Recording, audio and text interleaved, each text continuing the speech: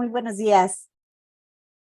Es un gusto saludarlos a todos y bueno, también un gusto presentar a nuestras colegas que comparten el día de hoy con nosotros sus experiencias. Vamos a iniciar con la participación de María Fernanda Escalante Hernández del Centro INA Yucatán, que va a presentar la ponencia titulada Conservación Civil Chaltún de lo perdido y lo documentado. Mafer es conservadora, restauradora de bienes muebles e inmuebles por destino, egresada de la Escuela Nacional de Conservación, Restauración y Museografía, ENCRIM. Su experiencia principal está enfocada en la conservación de bienes arqueológicos in situ. A la par ha buscado desarrollar acciones en torno a la socialización y revinculación del patrimonio arqueológico con diversos sectores de la sociedad. Ha colaborado en la conservación de zonas arqueológicas de Ekbalam, Riobec, así como Nactún, Colmul, en Guatemala. Entre septiembre de 2011 y octubre de 2012 fue la encargada del área de conservación del proyecto arqueológico Templo Mayor, y a partir de octubre de 2012 se integra al Instituto Nacional de Antropología e Historia como personal de base en la sección de Conservación y Restauración de Yucatán. En esta sección efectúa tareas de documentación, diagnóstico, investigación, docencia, intervención directa, coordinación, supervisión de obra y divulgación en proyectos de conservación del patrimonio cultural del Estado. Los proyectos en zonas arqueológicas que ha coordinado son Civil Chaltún en 2022-2023, Culubá 2019-2020, Mayapán y Chacmuntún 2013 y Oxquintoc en 2018. Mafer, adelante, el micrófono es tuyo y es un gusto que nos acompañes.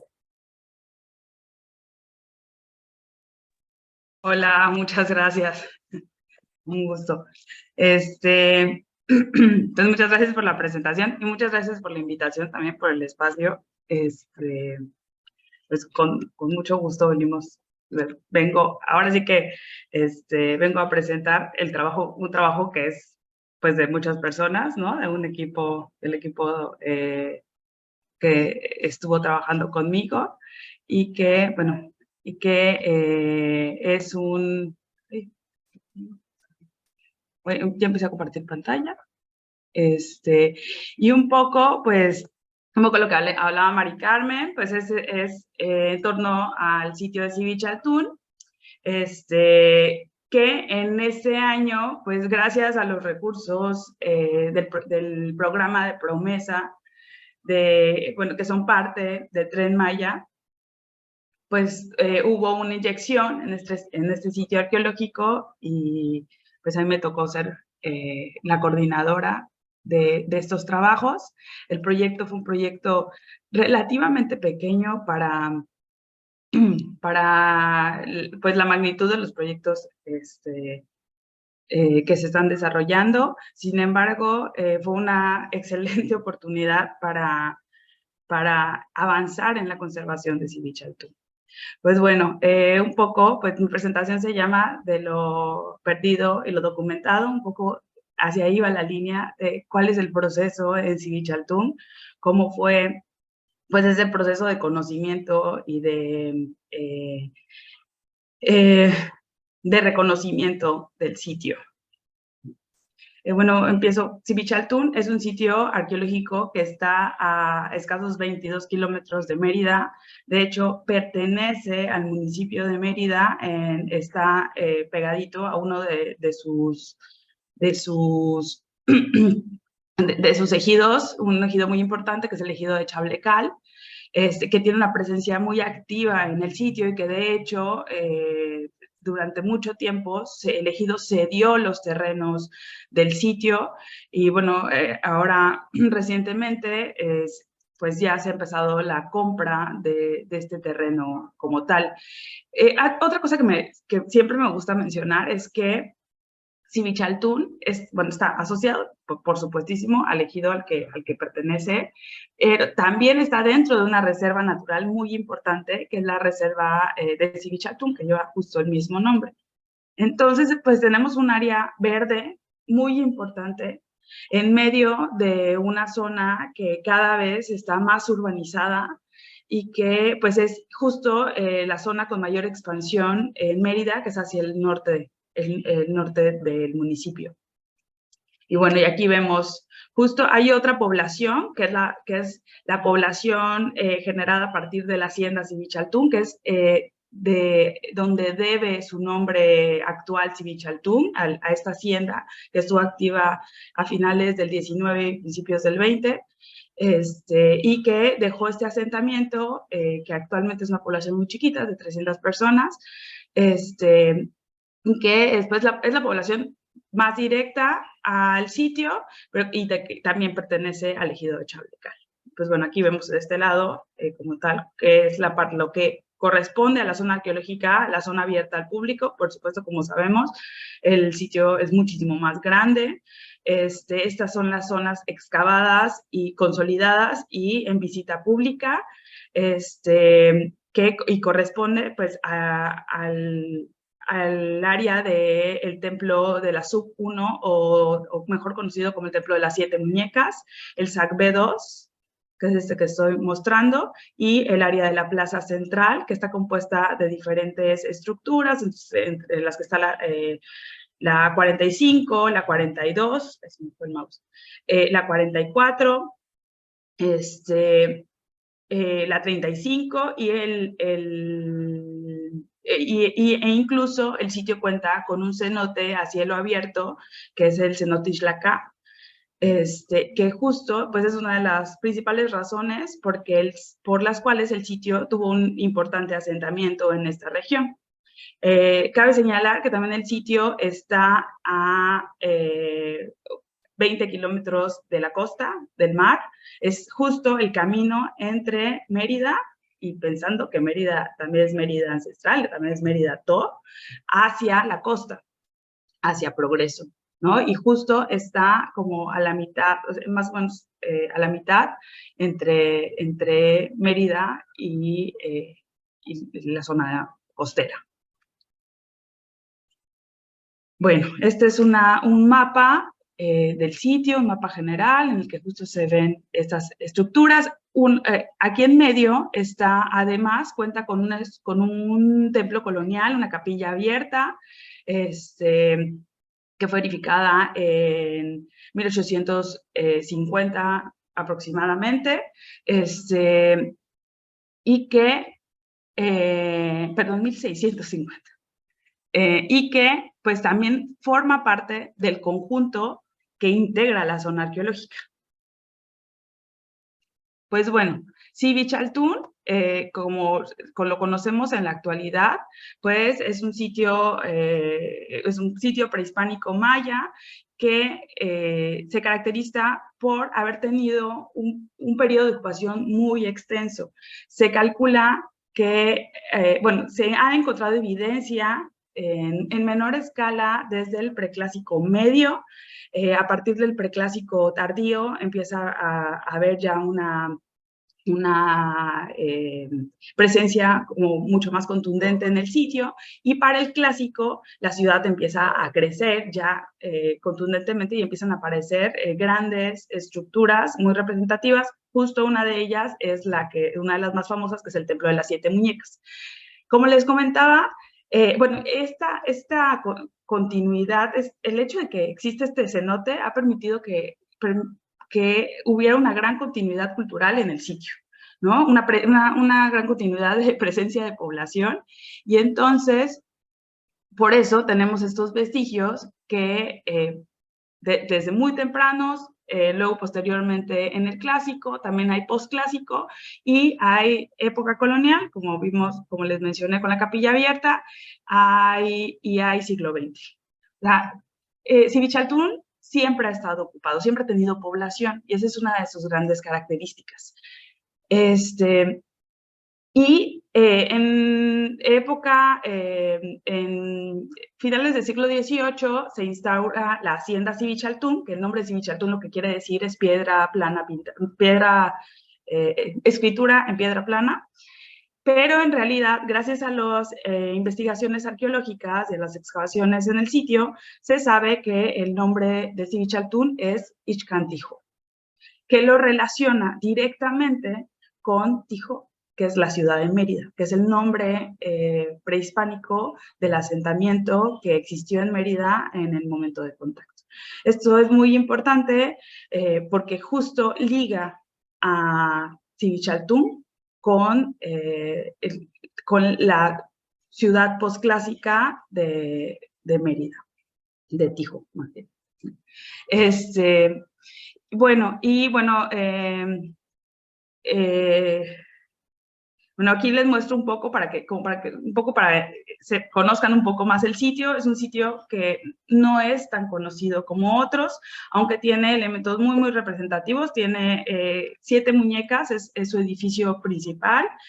Es un edificio del clásico medio y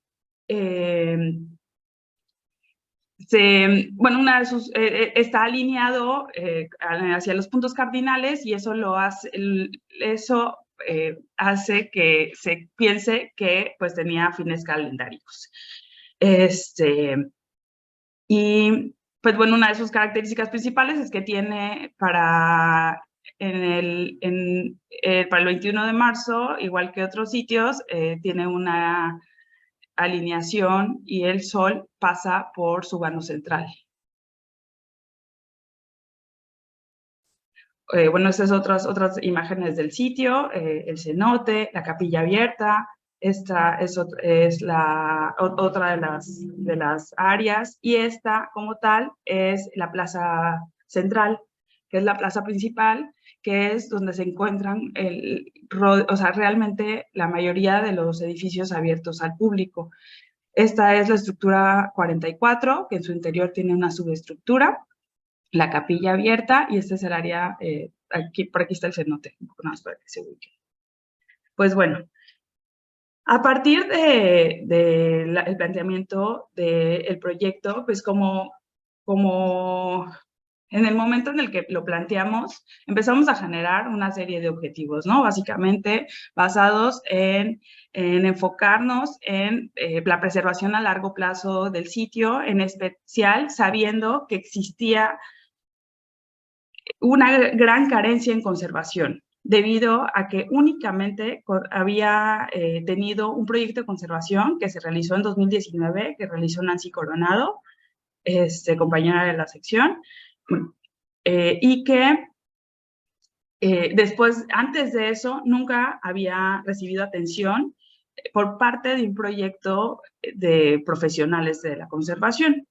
Y entonces, a partir de eso, pues, nos empezamos a plantear que este proyecto, pues, sea el inicio del seguimiento en la conservación en el sitio arqueológico, ¿no? Y para ello, pues, nos empezamos a plantear ya generar registros detallados que permitan generar una base documental para llevar a cabo el registro a partir de ahora, ¿no? Porque justo una de las grandes problemáticas con las que nos enfrentábamos era que no existía un registro del cual pudiéramos partir, ¿no? Más allá de 2019.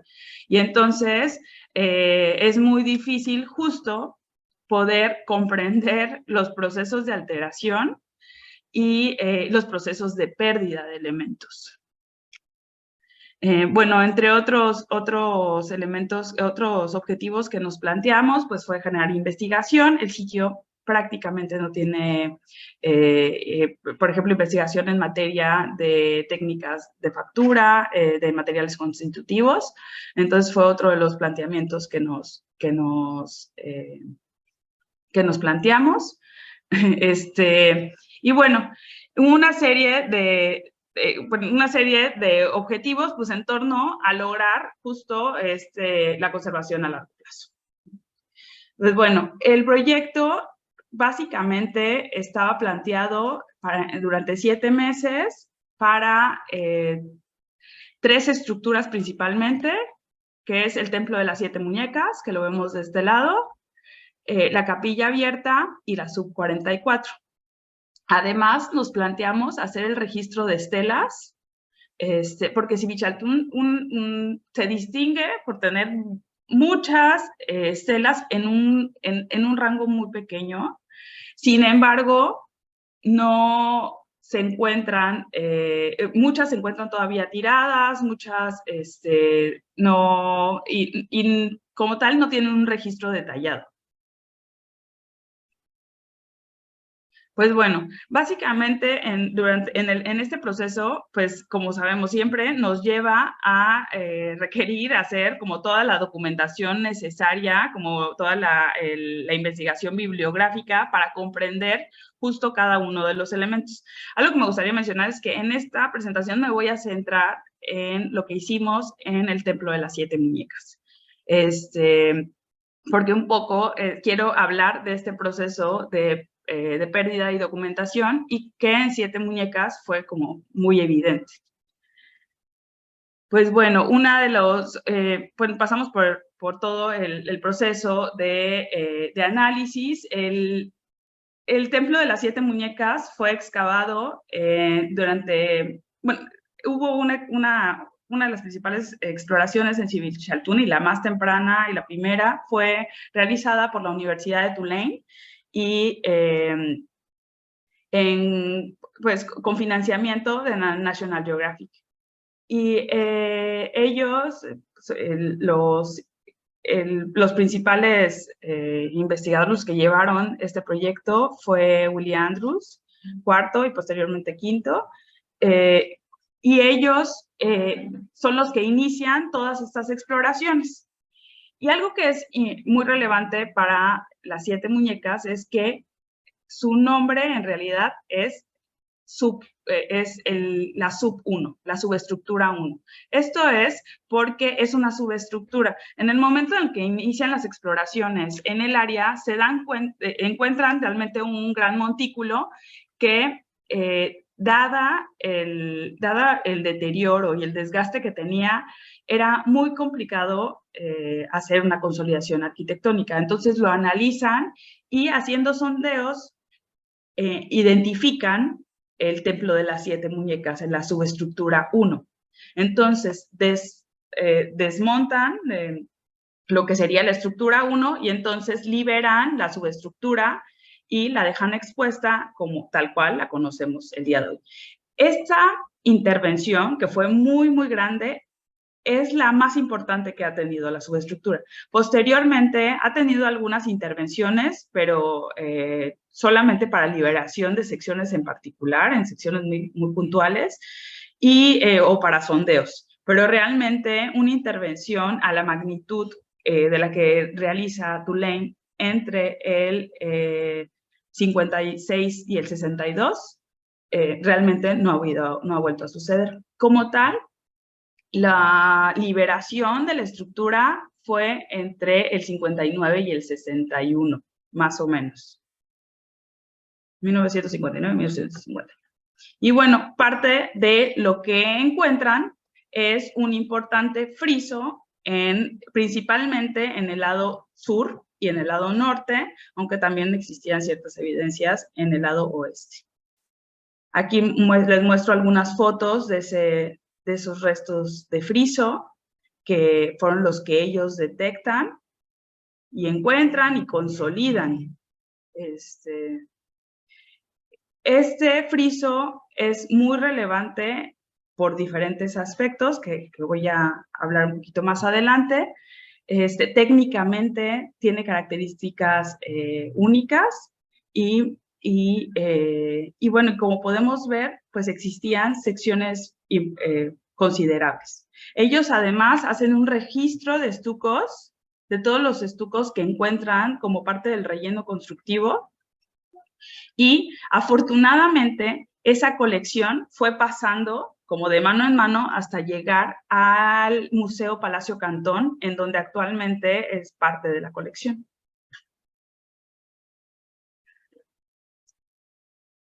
Pues bueno, y aquí esto, algo como pueden ir viendo, todas estas fotos, imágenes, estos registros, son los generados en 1980 en las publicaciones que hace la Universidad de Tulane, y generan y publican una buena parte del registro que realizan en campo. A la par, la National Geographic genera una serie de videos que también son consultables, en los cuales se ven parte de los procesos de intervención, de excavación, y gracias a ello también hemos podido obtener muchísimo más conocimiento y entender muchos de los procesos que se realizaron en las 7 muñecas y cómo se realizaron.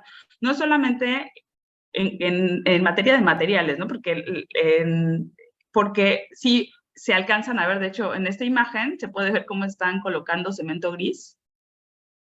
Y luego y tienen además pastas blancas. O sea, sí, justo nos da la oportunidad de ver un poco cómo fue el proceso de consolidación, pero además también nos permitió ver cómo fue el proceso de liberación y cómo justo ellos fueron consolidando conforme liberaban. De hecho, en todas las imágenes y en los videos se puede ver que ellos están consolidando y todavía están parados en el relleno constructivo, como se podría ver aquí, ¿no? Y justo esto después nos fue dando como más información y ayudando a entender cuál fue el proceso de deterioro en el Templo de las 7 Muñecas. Esta es la imagen actual del Templo de las 7 Muñecas. Como pueden ver, realmente los estucos son muy poco perceptibles. Esta es la imagen del momento en el que nosotros llegamos al sitio, la imagen de inicio del proceso. Y bueno, un poco si hacemos un acercamiento, podemos ir viendo que los elementos que quedan son estas secciones, aquí hay otra pequeña sección y aquí hay otras muy dispersas. Lo que hoy en día se conserva son fragmentos pequeños, bastante dispersos. Entonces, son acercamientos a justo los elementos que todavía están.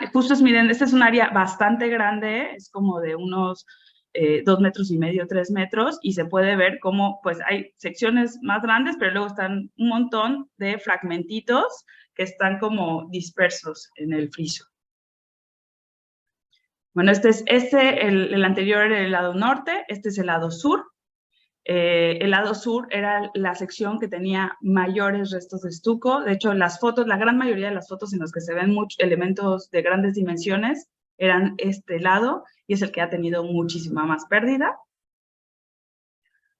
Podemos ver que hoy en día los restos que quedan únicamente se conservan en esta área y en el centro del mascarón. Aquí hay un detalle. Sí. Disculpen, comprimí la presentación y creo que la calidad de las fotos se fue un poco. Pues bueno,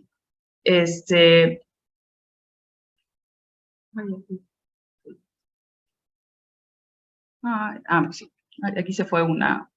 Bueno, este es el registro que genera la Universidad de Tulane en 1960.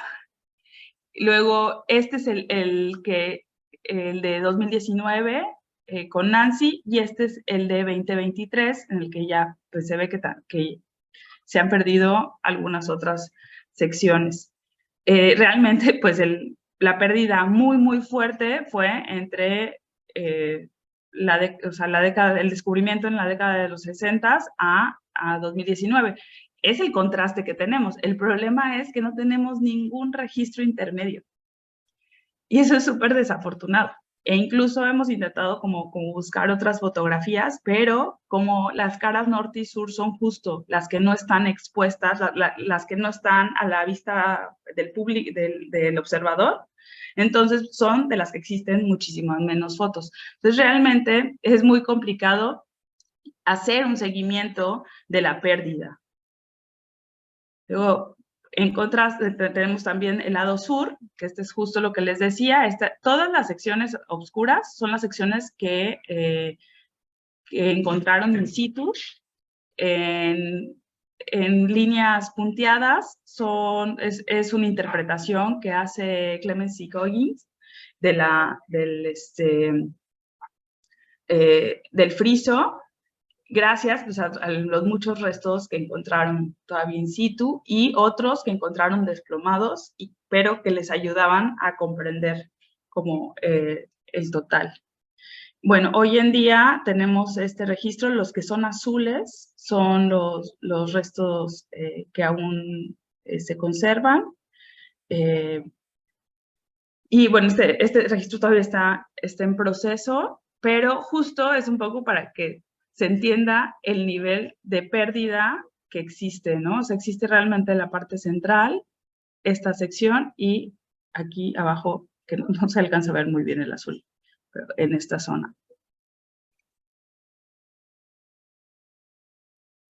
Pues bueno, un poco es lo mismo. En azul se marcan todas las zonas perdidas. Y realmente podemos ver que pues, se ha perdido más del 80%.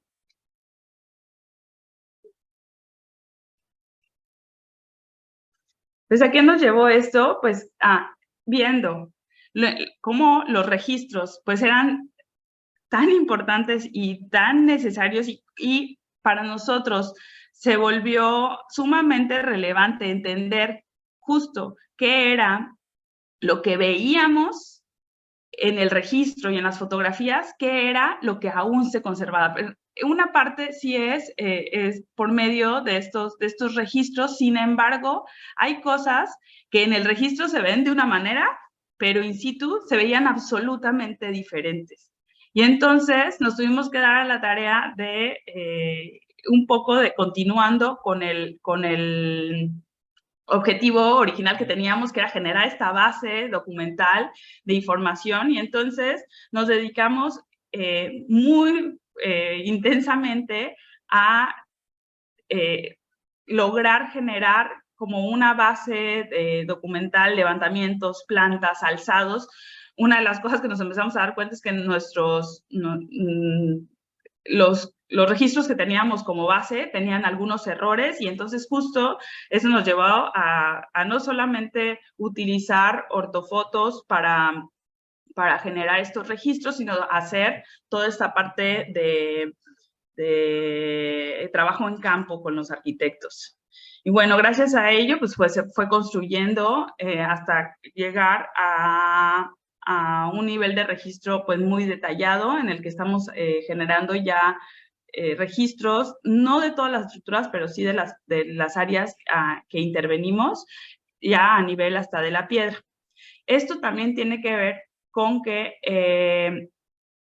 el Templo de las Siete Muñecas es un edificio que tiene importantes problemas estructurales. Justo en la intervención de los Andrews se le cuela en el techo se hace un colado de concreto para lograr consolidar las bóvedas. Y entonces, hoy en día, y a la par, durante muchísimos años, el templo no ha tenido un mantenimiento adecuado. Y entonces esto se ha conjuntado, y justo en 2018 y 2019 el arquitecto Ilan Bit hizo diferentes sondeos, análisis para justo evaluar cuál es la problemática del sitio.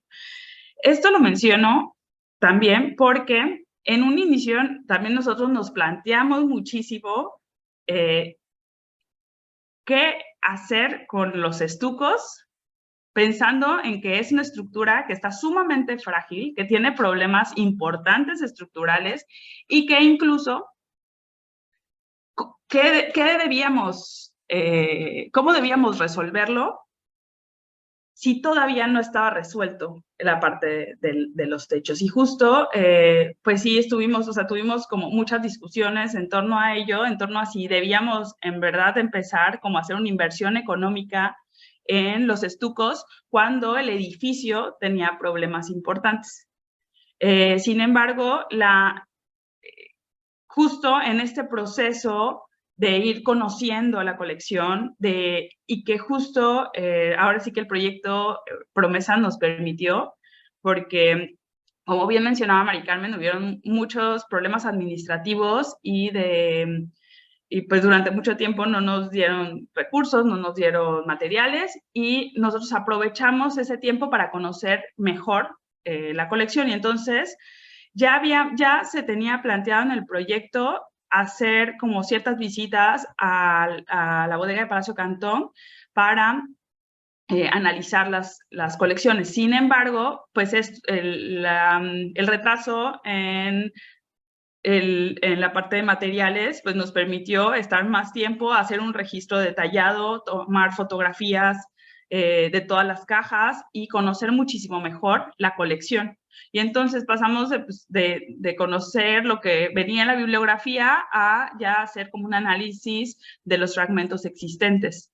Esto lo hicimos antes de tener ya como un acercamiento directo con el Templo de las Siete Muñecas. Ya, ya habíamos hecho recorridos y todo, pero todavía no estábamos trabajando en el Templo de las Siete Muñecas. Y esto fue muy positivo porque justo nos permitió comprender muchas cosas.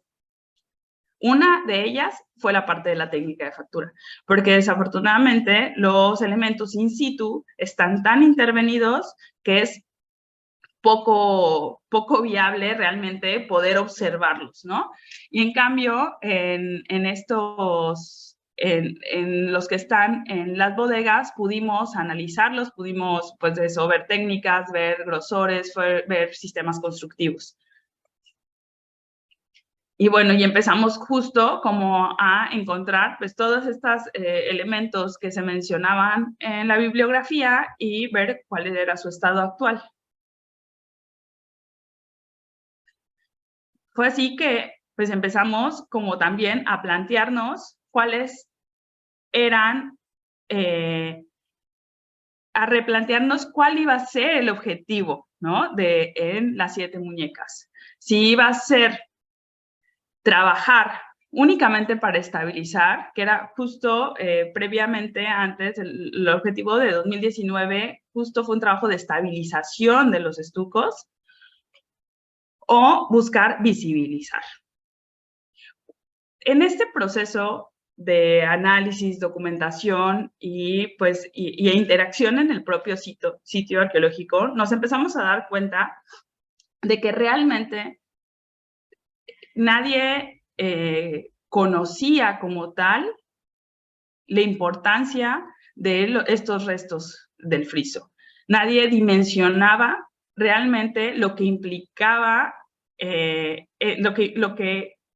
sea, que estos restos realmente son la evidencia de estos importantes elementos que además estuvieron muy completos y que tenemos una base documental relevante y definitivamente ahí empezamos a cuestionarnos cómo debíamos de intervenir y hacia dónde debía de estar encaminada nuestra intervención.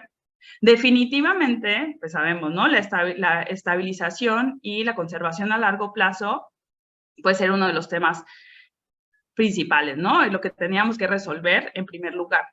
Pero en este momento también empezamos ya a pensar en las necesidades de visibilización del patrimonio, de los bienes asociados a la arquitectura de Sivichaltún. Porque definitivamente hasta ahora, y nosotros hemos visto cómo gracias al proyecto y a que los chicos, los restauradores, pues han estado ahí, le explican a los custodios, ahora sí que a quien se lo permita, ¿no? Gracias a este proceso hemos visto cómo hay un cambio de visión en torno a la estructura. Incluso los mismos restauradores que participaron, ellos mismos decían, o sea, cuando hicieron el primer recorrido y visitamos el sitio, no, o sea, aunque sí, pues les expliqué qué era el friso, cómo era, les mostré las fotos y los esquemas de los Andrews, todo eso desde el principio se los mostré. Sin embargo, cuando empezaron a sumergirse en la documentación y en entender y en comprender estos elementos, les cambió la visión y lograron comprender la gran relevancia y cómo cambia el significado de la estructura.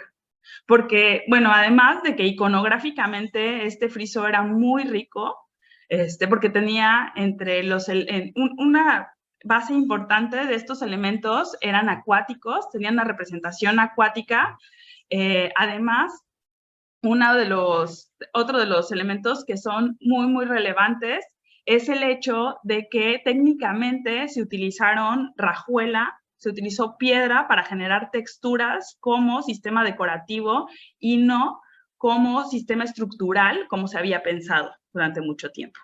La rajuela funcionaba para generar texturas y esas texturas eran de un contexto acuático.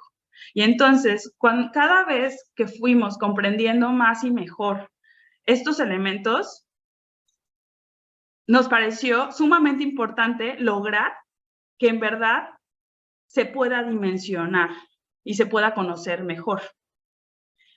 Además, por materia de conservación, el hecho de que queden fragmentos tan pequeños favorece el crecimiento de plantas, favorece la anidación en ciertas secciones, porque son como espacios idóneos para anidación de fauna, no son visibles, y entonces cada vez que quieren hacer una intervención, ya sea de mantenimiento, ya sea estructural o de lo que sea, siempre tenemos que estar diciendo, es que ahí están los estucos, y es que, ¿dónde? No, ahí no hay estucos. Entonces, justo eso nos hizo replantear el objetivo y buscar visibilizar estos elementos y hacer que a todas luces se dieran cuenta de que estaban ahí. Y entonces eso nos llevó a tener que comprender más y mejor qué era lo que había, cuáles son los fragmentos que quedaban, comparar medidas, entender qué es lo qué secciones, qué era lo que vemos ahora. Además, en este proceso también, afortunadamente, pues nos pudimos como meter muy de lleno y empezamos a comprender cuáles eran las áreas de rajuela, cómo se veía un área de rajuela con rajuela perdida, cómo se veían las zonas de rellenos, cómo se veían las zonas de superficie, ¿no? Y entonces eso nos ayudaba porque lográbamos discernir entre los diferentes elementos, incluso los ya intervenidos. Y entonces nos ayudó a buscar que las intervenciones ayudaran a la interpretación, ¿no? Eso fue lo que al final buscamos. O sea, empezamos anteriormente, las intervenciones que habían habido, que bueno, que además a la hora de estar interviniendo nos dimos cuenta de que habían intervenciones anteriores, que habían intervenciones de unas intervenciones muy, muy características que hay en Yucatán, que son de los toro, que son unas intervenciones muy duras, de ciertas características, suelen ser rosadas, suelen tener aditivos, y entonces nos empezamos a dar cuenta de que también había, o sea, que estaba la intervención de los Andrews, la intervención que esa en gran medida, en la intervención de 2019 se había retirado, luego la intervención de los Toro, que debe haber sido aproximadamente por los 90s, y la intervención de 2019, que era la que era súper clara y que pues era la que lograba realmente estabilizar en este momento gran parte de los materiales. Sin embargo, algo que nos damos cuenta en esas intervenciones es que muchas veces no se había comprendido el elemento, y como el objetivo había sido proteger, entonces se había tomado la decisión de recubrir zonas, por ejemplo, zonas que habían sido de rajuela y se habían dejado en acabado liso. Eso lo que hacía es que no lograras entender que esa sección era una sección de rajuela, o una sección que tenía un elemento, ciertos elementos decorativos, al quedar, al generar la intención de dejarla como más lisa, perdía justo volúmenes. Y eso favorecía también, favorecía que no se lograra entender, ¿no? O sea, más bien no favorecía la interpretación de los poquitos restos que aún quedaban. Y entonces, pues nos fuimos a la tarea de intentar comprender mejor, o sea, entender más, a veces era complicado porque realmente necesitábamos las medidas para saber esto exactamente qué es, a qué corresponde, también teníamos la fortuna de que los videos hacen tomas en las que hay movimiento. Y entonces podíamos ver en 3D cosas que además teníamos en plano. Y entonces eso nos daba como también información que al final pues se volvió muy relevante. Porque, como podrán ver, y esto al final tomamos la decisión de visibilizar las secciones para que por lo menos se pudieran ver desde abajo. Esta sección ahorita les voy a mostrar cómo estaba en origen y cómo al final se tomó la decisión. El criterio, bueno, los criterios que se utilizaron fue englobar secciones fragmentadas para generar una sola laguna que permitiera que los elementos estuvieran en un solo conjunto, evitando así, o sea, favoreciendo las caídas de agua y evitando así que hubiera crecimientos específicos de plantas, etcétera, etcétera, o anidaciones. Además, lo que se buscó es que estos elementos se integraran en secciones completas para que o sea, darle mayor cohesión y además devolverle lectura. En un inicio planteamos hacer esta reposición en plano. Sin embargo, desafortunadamente nada más dañábamos más aún la lectura de lo que realmente lográbamos aportar. Entonces, al final lo que se decidió es levantar los volúmenes generales para establecer formas y el resto hacerlo por medio de reintegración. Y entonces, ese es un poco cómo estaba, cómo estaba desde época de los Andrews. Aquí, además, algo que en este punto fue muy importante, más allá, no solo las fotografías, fue el registro de Clemency, porque en el registro sí se ve gran parte de la orejera y está escalado. Luego, esta es la foto del momento en el que nosotros llegamos, o sea, de inicio del proceso, y esto es como al final se quedó el elemento. Aquí, es que aquí no se alcanza a ver, pero todo este elemento continuaba más para acá. Nosotros solamente, bueno, levantamos esta sección para que se entienda que es el inicio de las bandas de Rajuela. Y bueno, y esta es la otra sección en la que igual existían pequeñas secciones incompletas. Bueno, los ojos prácticamente estaban completos, aquí nos faltaba un pequeño pedazo. Y se trabajaron y se completaron formas de acuerdo a los registros que existían. Esta es la sección, ese es el lado sur, es el que estaba mucho más perdido, que estaba prácticamente completo. Existen muchísimas secciones todavía, por ejemplo, aquí podemos ver, aquí hay otra sección, y esas, sin embargo, decidimos pues no abarcar más allá de ciertas secciones.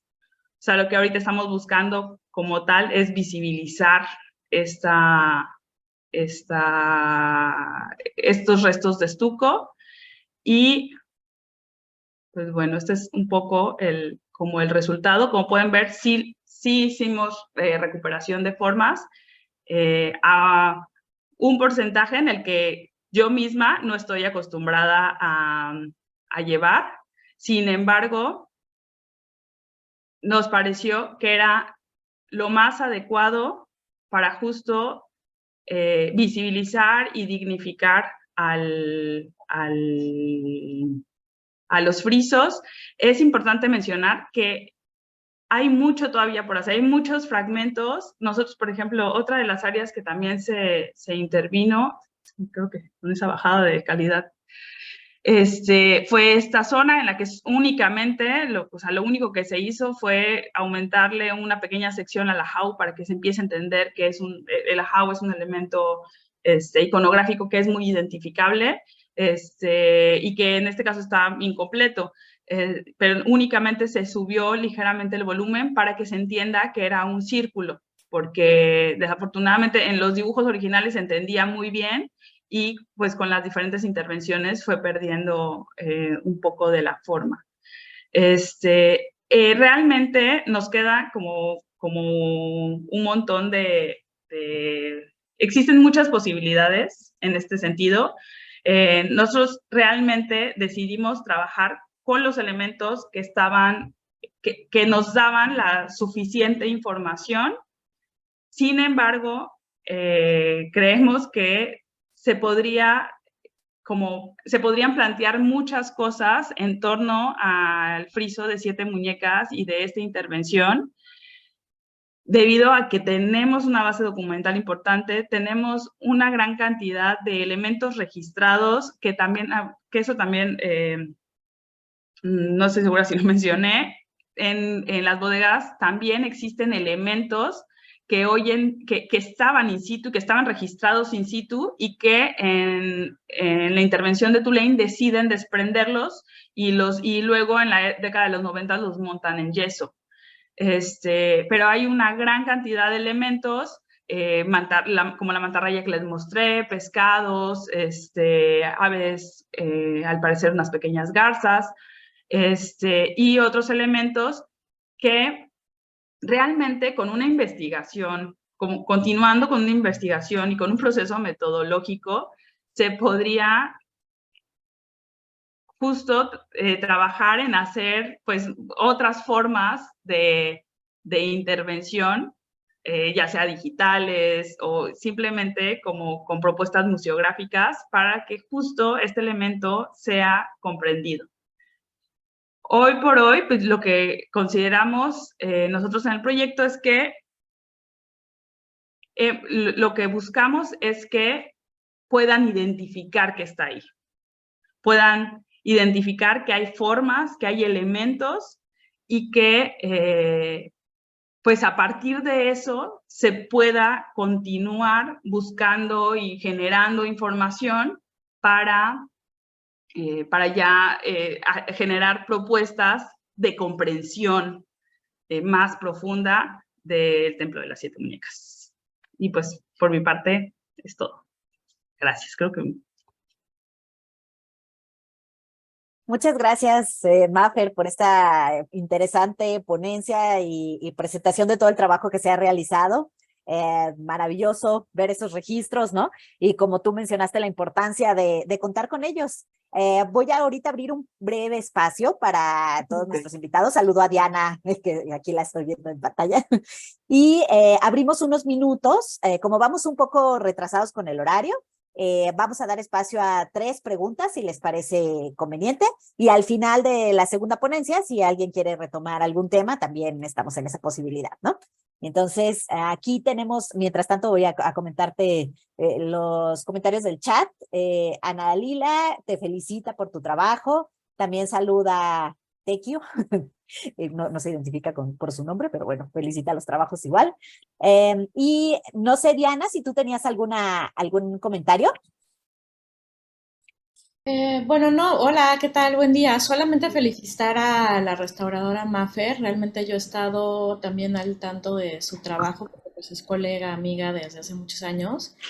Y pues sí me parece súper pertinente que se continúen los trabajos en el Templo de las 7 Muñecas, porque creo que esta labor de registro y pues de resarcir mucho del trabajo arqueológico que se ha realizado pues a principios del siglo XX, pues es parte de lo que tenemos que hacer aquí en el estado de Yucatán.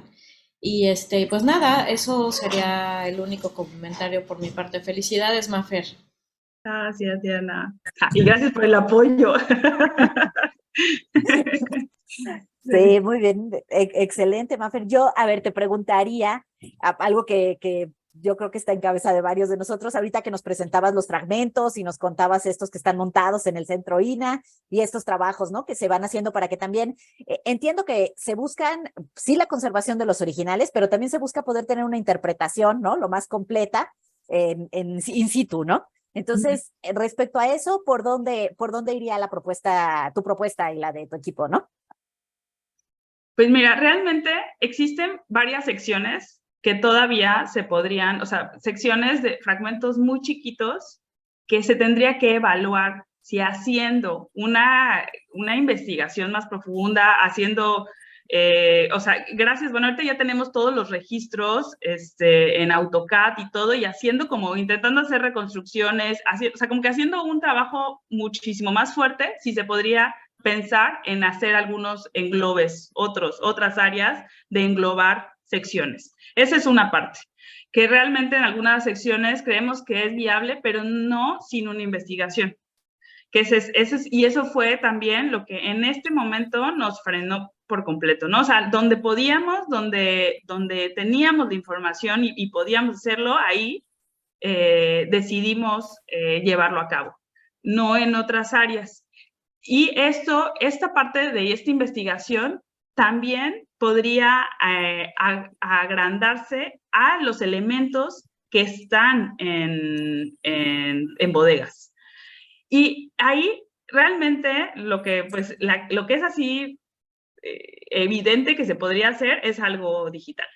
O sea, es generar como una reconstrucción virtual de los elementos, y nosotros ahorita justo un poco lo que hemos estado empujando es que justo se volteen a ver esos elementos que también están en bodegas para que se integren en los guiones museográficos y entonces justo en el museo puedas ver un poco más de cómo era. Porque en estos fragmentos hay de todo. Hay fragmentos que están ubicados, que en los registros se sabe dónde estaban, y hay muchos otros que en realidad no se encontraban en los rellenos. Y entonces, realmente sí sería algo a nivel de interpretación, por ejemplo, para museo. Y creo que sería, o sea, súper valioso. Además de que yo sí creo que en el friso todavía se podrían evaluar algunas otras intervenciones solamente para englobar, sobre todo los fragmentos que ahorita quedan, los más dispersos, los que están dispersos, que en realidad están, justo es una franja que mostré, que es una franja como de 2,5 metros. Esa franja tiene alrededor de 8 fragmentos pequeñitos, pero justo se requiere como evaluar de diferentes maneras, ¿no? Para realmente aquí, sí, uno de los enfoques que al final decidió tomar el proyecto y que yo lo digo así abiertamente, no era mi enfoque de inicio, fue visibilizar el patrimonio de Chaltén, porque verdaderamente hay un tema de que no se reconoce ni siquiera que existen esos elementos y por lo tanto a la hora de hacer mantenimiento no se cuidan, a la hora de buscar recursos tampoco se plantean ni siquiera. Y por eso, pues nunca tuvo un proyecto de conservación o sea, desde los 60 con la intervención de Andrews hasta 2019. No, pues excelente. Aparte son unos fragmentos bellísimos, ¿no? Y es muy interesante toda la interpretación en su conjunto, ¿no? Pues muchísimas gracias, Mafer. Mira, aquí ya Yolanda Santaella nos comenta que ella es tequio, le manda muchos saludos. Gracias, Yola, por identificarte. Si quieres tomar el micrófono, me avisas, Yola. Muy bien. Perfecto. Bueno, pues por cuestiones... Gracias. Bien, Yola. Gracias a ti. Por cuestiones de tiempo, si te parece, Mafer, vamos a seguir con la ponencia de Diana y al final podemos volver a cualquier pregunta o intervención que tengan nuestros compañeros en el chat, ¿no? Gracias, Mafer. Gracias. Perfecto, pues la segunda ponencia del día de hoy es por parte de Diana Arano y un equipo de colaboradores que me permitiré mencionar: César Telles Castro, Roxana Rojas Ríos, Margarita Alcántara Mejorada, Carlos Galvez Valencia, Yaret Guadarrama Moreno y Gabriel Cedillo Lascurain, del Centro INA Yucatán. Se titula Proyecto de Investigación e Intervención de Joyería e Indumentaria Prehispánica Maya. Me parece que nos acompañarán el día de hoy para presentar estos resultados del equipo la propia Diana, Yaret Guadarrama y César Telles, de quienes les voy a compartir una breve reseña curricular. Diana Elizabeth Arano Recio es restauradora perito del Instituto Nacional de Antropología e Historia, donde realiza acciones de asesoría, peritaje, gestión, programación y ejecución de proyectos de conservación y restauración de bienes culturales, así como de investigación en materia de degradación, caracterización de materiales constitutivos y evaluación de tratamientos de conservación de bienes culturales en condiciones de clima tropical y sumergido en aguas marinas y continentales. Actualmente es doctoranda en Historia y Arqueología Marítimas de la Universidad de Cádiz, España, y su investigación versa sobre los revestimientos de cobre en embarcaciones de madera de propulsión a vela de fines del siglo XVIII y principios del XIX. Bienvenida, Diana, de nuevo. Yaret Guadarrama Moreno es químico por la Universidad Autónoma de Yucatán, UADY, con experiencia en investigación científica. Realizó una estancia en la Escuela Nacional Superior de Química de Mulhouse, France, en la que se especializó en el análisis de polímeros y en las técnicas de difracción de rayos X, resonancia magnética de estado sólido y voltametría. Ha trabajado en el Laboratorio de Química Teórica de la Facultad de Química de la UADY, a cargo de la modelización computacional de moléculas con aplicaciones en el ámbito farmacéutico, así como en el estudio de la dimerización de la acroleína. Bienvenido también, Yaret. Y César Telles Castro se ha desarrollado principalmente en el diseño, coordinación y ejecución de proyectos de conservación y restauración en el ámbito público y privado, así como en la revisión y conformación de expedientes para proyectos ejecutados para instituciones gubernamentales. Ha participado en proyectos de restauración de instituciones como el INA y el INBA, y fue reconocido con el premio Paul Koremans en 2018 como parte del proyecto de intervención para la conservación y restauración de la escultura ecuestre de Carlos IV y su pedestal. Bienvenido, César, también. Muchas gracias. Bien, pues ahora les dejo el micrófono, Diana. Adelante, es un gusto tenerlos aquí. Muchas gracias. Pues primero agradecer a la Coordinación de Restauración el habernos invitado y brindado la oportunidad de presentar pues los avances en la restauración de esta maravillosa colección y también pues platicarles un poco cuáles algunos hallazgos que hemos encontrado. Y bueno, primero les vamos a presentar algunos antecedentes arqueológicos, cómo se conforma la colección de joyería e indumentaria prehispánica que actualmente está en la península de Yucatán, a grandes rasgos cuál es su estado de conservación, cuáles son las acciones de registro que se están realizando, cuáles fueron los procesos de restauración que ya concluimos, digamos, en un 99%, cómo se hizo el monitoreo de los procesos de conservación y también les presentaremos algunos hallazgos que se realizaron en cuanto a técnica de manufactura como parte de la intervención y de este acercamiento a la colección, ¿no? También parte de los trabajos que se han hecho ha sido la divulgación de esta intervención y pues sobre todo generar conciencia entre pues las autoridades competentes y responsables de esta colección y de los investigadores que han estado relacionados en el estudio de la metalurgia prehispánica. Entonces, al final de esta presentación les vamos a compartir un video cortito que hemos estado circulando a nivel interno en el INA. Y bueno, ¿se ve bien la pantalla? Sí, Diana, se ve muy bien. Perfecto. Pues parte de esta colección, digamos que un 80% es procedente del cenote sagrado de Chichén Itzá. Este cenote, como ustedes saben, a principios del siglo XX fue intervenido por un personaje que se llama William Thompson, que hizo un poco un abuso de su autoridad como cónsul de Estados Unidos.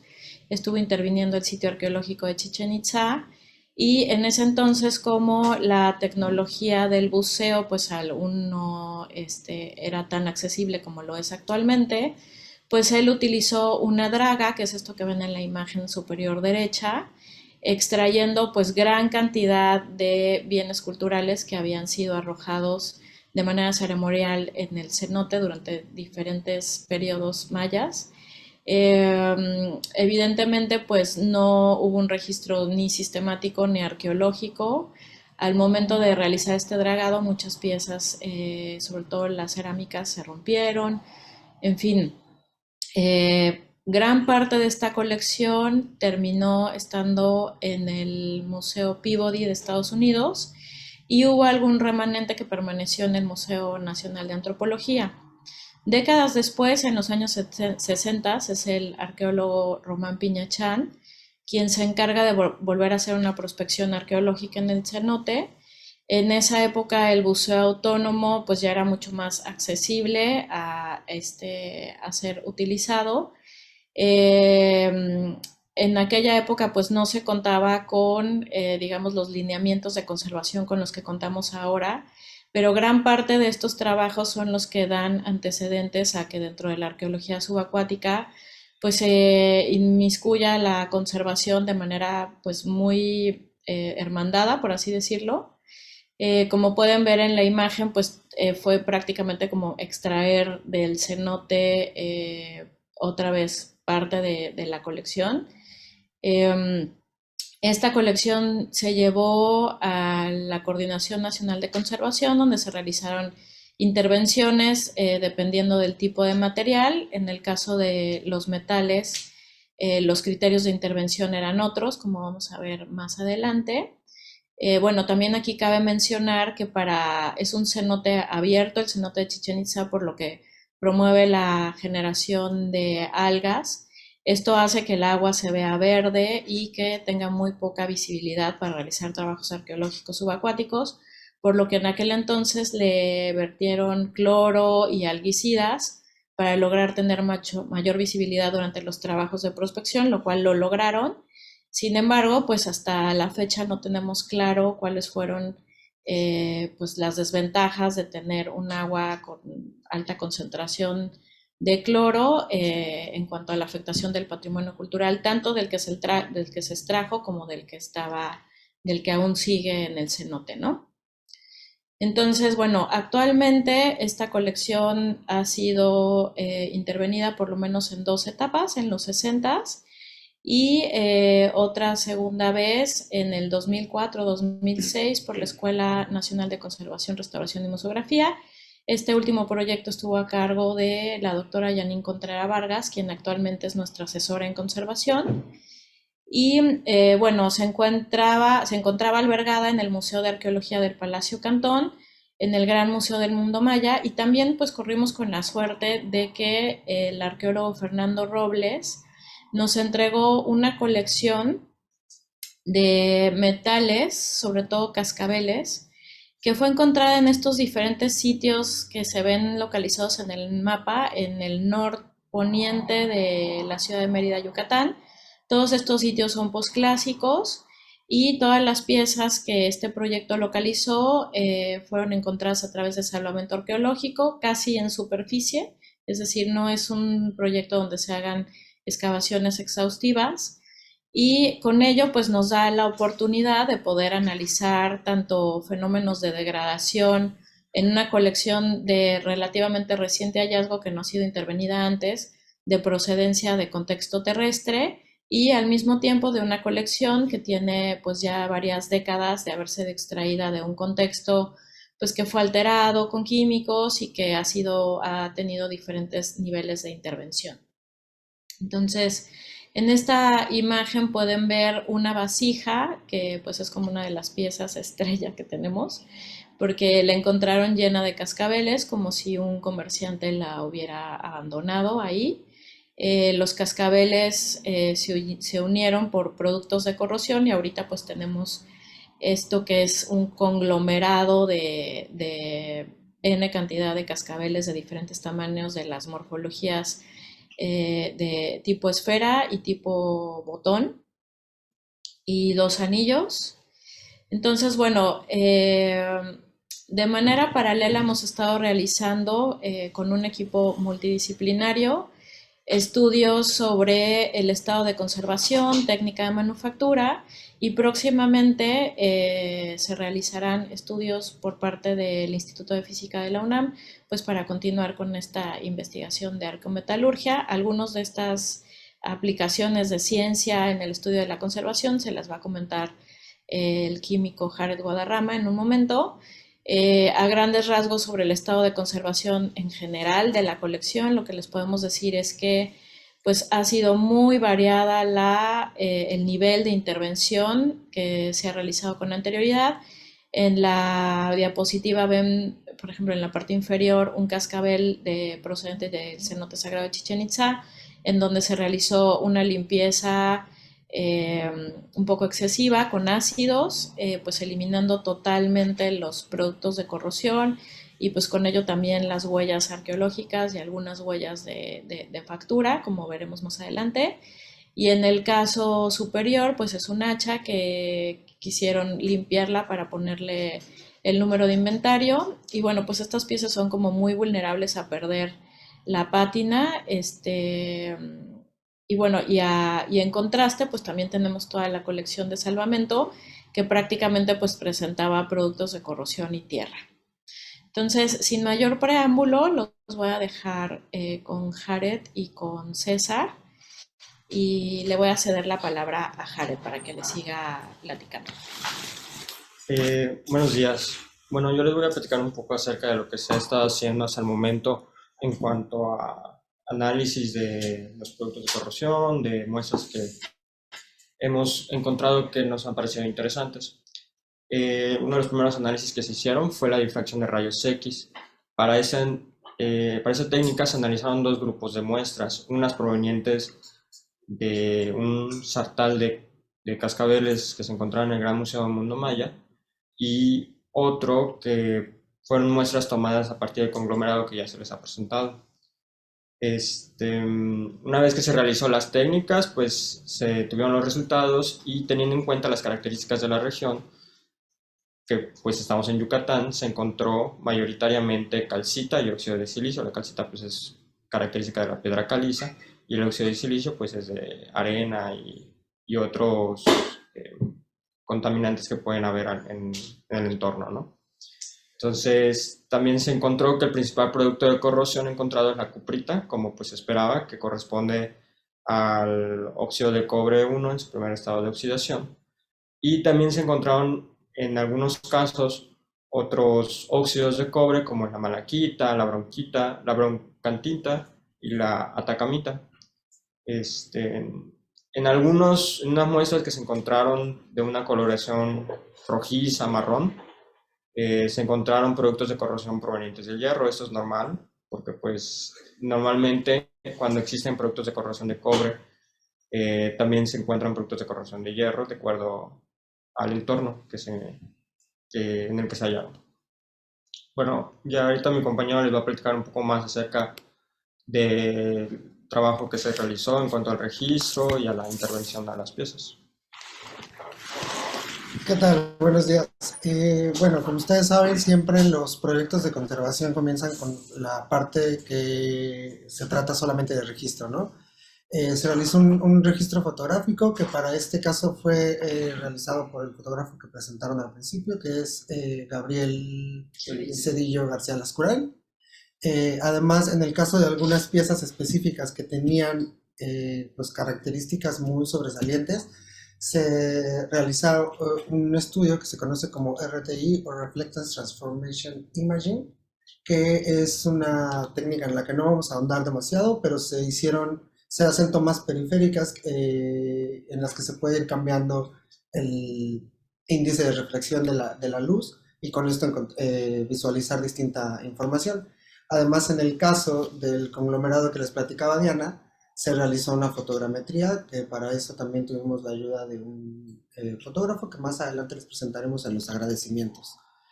Se realizó el diseño y la implementación de una base de datos en la que a grandes rasgos se trató de la topología, porque bueno, tenemos distintos tipos de bienes, ¿no? Desde hachuelas, cascabeles, joyería, etcétera. Entonces se incluyó la tipología, morfología clásica de los cascabeles, que no sé si lo logran ver, pero atrás de nosotros tenemos unos esquemas. Es porque ya algunas personas que han estudiado los cascabeles han pues determinado cierta morfología típica o básica, ¿no? Dimensiones, peso, estado de conservación y evidentemente los procesos que fuimos realizando. Pasando ya con lo que es la intervención directa, en prácticamente todas las piezas tuvieron un tratamiento similar, solamente que se fue adecuando de acuerdo a las necesidades de cada una, como tamaños y demás dificultades, ¿no? En primer lugar se realizó una limpieza superficial. Este proceso pues básicamente tiene la función de permitir los demás procesos y también de poder observar lo que realmente es el material, ¿no? Porque en muchos casos, al estar pues llenos de la tierra de contexto o de cualquier otra sustancia que es ajena a la pieza, pues no nos permiten observar a detalle. Esta limpieza se realizó de dos formas. La primera fue en seco, cuando no hubo necesidad de agregar nada más. Se usaron, bueno, brochas de pelo suave, brochuelos, brochas de cerda, etc. Y una cosa en la que se usó solamente agua destilada para no agregar sales ni agregar ningún otro tipo de iones a los metales. Y nos apoyamos con brochuelos para retirar suciedad que no estaba que estaba en superficie, pero no solamente depositada, sino ya adherida. Posteriormente pasaron a un proceso de desalinización, la mayoría de las veces en enjuagues periódicos en agua destilada, que fueron controlados y monitoreados. Es decir, que determinamos cierta cantidad de tiempo y cada que cumplíamos ese periodo se hacían con apoyo de Jared algunos estudios que más adelante vamos a mencionar para corroborar la efectividad del tratamiento, ¿no? En la mayoría de los casos se aplicaron de 3 a 4 enjuagues y sobre eso se fueron tomando decisiones en cuanto al momento en el que había que detenerse. Jared les va a platicar un poquito más. Bueno, para el proceso de monitoreo de desalinización se llevaron a cabo dos métodos. El primero, pues, se hizo de una manera analítica, más clásica, por llamarlo de una manera, que es el método de Moore, que eso nos permite medir los cloruros presentes en muestras. Y el segundo es un método que es a través de un conductímetro. En el caso de las mediciones de cloruros por el método de Moore, se realizó tomando muestras antes y después de la desalinización. Eso nos permitió conocer qué tan eficaz había sido este proceso de desalinización. Y las mediciones de conductividad fueron aplicadas en varias ocasiones. Fue como que un acompañamiento que se llevó con los enjuagues que ya mencionó mi compañero. Y esto ayudó a determinar el punto en el que se detuvieron las inmersiones. Cabe mencionar que en un principio se encontraban en algunas piezas se llegaron a encontrar hasta 140 partes por millón de sólidos totales disueltos. Estos sólidos no solo representan los cloruros, sino cualquier otro tipo de sólidos que puedan permitir la conducción de electricidad. Y al final se llegó a un punto en el que se encontraron ya sea de 20 partes por millón o incluso menos. Hubieron piezas que llegaron hasta los 5 o 6 partes por millón después de los 3 o 4 enjuagues que se llevaron a cabo. Posteriormente pasamos a hacer limpiezas químicas y mecánicas dependiendo de las particularidades de cada pieza. De manera general se utilizó una solución de tartrato de sodio y potasio, también conocida como sales de Rochelle, al 5% en agua destilada en un pH alcalino. Se utilizó un pH alcalino porque cuando nosotros revisamos diagramas de Purvé es lo más adecuado para usar en aleaciones de cobre. Este tartrato de sodio funciona no solamente como secuestrante, sino también como un suavizante, lo que nos permite retirar aquellos productos de corrosión activos de una manera más sencilla. Se realizaron pues tal cual de forma química con papetas o a lo mejor con inmersiones, y además se aplicó de forma mecánica con ayuda de bisturí y lupas para ir retirando aquellas concreciones que nos impedían ya sea visualizar la forma, visualizar algunas decoraciones, o que simplemente sabíamos que se trataban de productos de corrosión muy activos que podrían en el futuro pues provocar un daño a las piezas. También se quitaron concreciones salinas concreciones salinas sobre todo. son solamente aquellas que no pudieron ser eliminadas durante la desalinización por inmersión, ¿no? Posteriormente se hizo un proceso bastante interesante de inhibición de la corrosión y aplicación de capa de protección. Y digo que es interesante porque generalmente, o durante muchos años, se realizó de manera como separada, ¿no? Primero se aplicaba una inhibición de la corrosión, dependiendo del tipo de aleación, y posteriormente se aplicaba una capa de protección. Nosotros, retomando los estudios que realizó el ingeniero Álvarez, aplicamos un recubrimiento de Paraloid B72 en acetona con benzotriazol a 50 partes por millón. Y de acuerdo a estos estudios, para promover una correcta formación de la capa, dejamos las piezas en inmersión y oscuridad total por al menos 24 horas. Esto ayuda a que las moléculas se alineen de una manera pues más uniforme y crea una capa que es mucho más eficaz pues en la protección, tanto en inhibición como en la capa de protección. Posteriormente se trasladaron a una cámara de evaporación, que en nuestro caso fue una caja negra, oscura, cerrada, con un ambiente como rico en vapores de acetona, para evitar pasmados, sobre todo por el tipo de clima. Y también fue controlada durante un periodo similar, o sea, es decir, que pasaron de 24 o hasta a veces un poco más de horas, ¿no? Y una vez que sacamos estas piezas, fue un proceso un poco complejo, porque como se trataban de muchas piezas, y en algunos casos, por ejemplo, teníamos sartales que eran de 93 piezas o de veintitantas piezas, tuvimos que hacer esta especie de retícula que se observa aquí, que es una especie como de tendido en el que primero se metieron en inmersión todos por piezas para tratar de no empezar a confundir piezas, ¿no? Y después de pasar las 24 horas se pasaron a este tendido en el que se estaban evaporando en esa caja que era rica en vapores de acetona. Una vez que pasaba el tiempo antes mencionado, que son 24 horas o en algunos casos un poco más, se aplicó una capa final de cera microcristalina para brindar una capa extra de protección. Además, esta cera microcristalina, por tener un carácter hidrófobo, también nos ayuda a mantener la humedad todavía más a raya, ¿no? Sobre todo en un ambiente como el de Yucatán. Y además esta capa nos permitió, en el caso de algunas piezas que fueron atacadas con ácido, como nos explicaba Diana, algunas que fueron, o sea, que tuvieron limpiezas muy extremas, nos ayudó a realizar una reintegración cromática que pues bastante sencilla en realidad, porque agregamos pigmentos a la cera y al tener cera pigmentada solamente se aplicó por encima de todas las capas y entonces no estábamos alterando de ninguna manera las piezas, ¿no?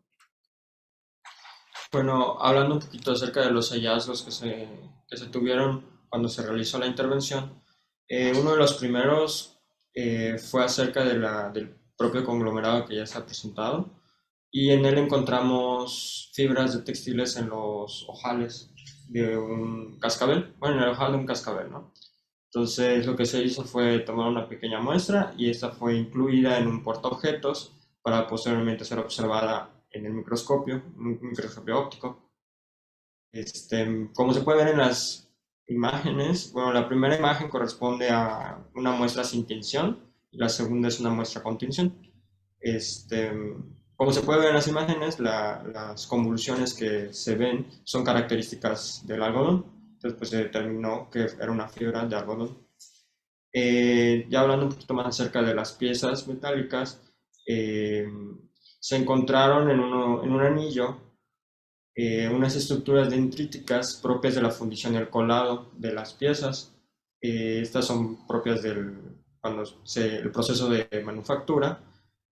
Y esas fueron visibles gracias al uso de un microscopio óptico. También encontramos algunas pues huellas muy bonitas, a decir verdad, como esta impronta textil que vemos en este cascabel de aquí de la derecha, que está hecha en los productos de corrosión. O sea, esta pieza en su contexto estuvo asociada a un textil y los productos de corrosión se formaron alrededor de la trama y urdimbre del mismo textil y tenemos esta impronta que es muy bonita. No sé si la alcanzan a ver, pero es esta parte de aquí. Y también encontramos algunas piezas, como esta de aquí de la izquierda, que todavía contenían el núcleo del carbón, que son huellas de manufactura, ¿no? Nos explicaba, gracias a algunos artículos que leímos y también un poco de la asesoría de Janine, que se hacía un núcleo de carbón y arcilla sobre el cual se colocaba la cera y se tallaba esta cera para después poder hacer el proceso de cera perdida, ¿no? Entonces, afortunadamente en algunos casos pudimos encontrar un poco de estos restos del núcleo de carbón. Y aquí a la derecha podemos observar algunas huellas de manufactura, ¿no? En este caso, en la parte de arriba del nojal o de la argolla, aquí arriba podemos observar un resto del bebedero que es por donde se vertía la aleación metálica y en el molde de cera perdida. Y también podemos observar aquí algunas deficiencias de vaciado, ¿no? Es muy común que al momento de hacer el vaciado pues no alcanza a cubrir por completo todos los espacios y encontrábamos algunos huequitos como este. También encontramos algunas rebabas, encontramos restos de los respiraderos que en los moldes de a la cera perdida no solamente hay un bebedero, sino que también hay orificios por donde tienen que salir un poco los gases que se generan de la pérdida misma de la cera.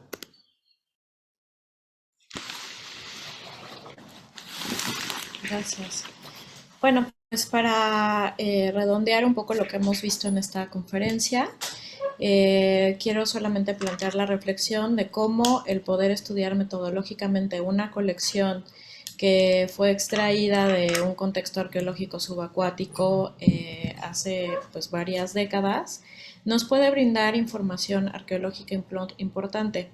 Otro de los trabajos que hicimos es estar en contacto con las personas que se van a dedicar a hacer la museografía para exhibir esta colección y entonces les hemos brindado información no solamente para poder monitorear la condición y el ambiente en el que van a estar esta colección de metales, que si bien están protegidos por una cera, o sea, llegamos hasta un punto en el que realmente se está bajando mucho, digamos, el contacto con la atmósfera tan corrosiva que es aquí en el clima tropical, pero además estamos tratando de visibilizar que pues estas piezas no, o sea, terminaron siendo unos hartales, es decir, estos grupos de cascabeles que están juntos en lote, unidos por un hilo.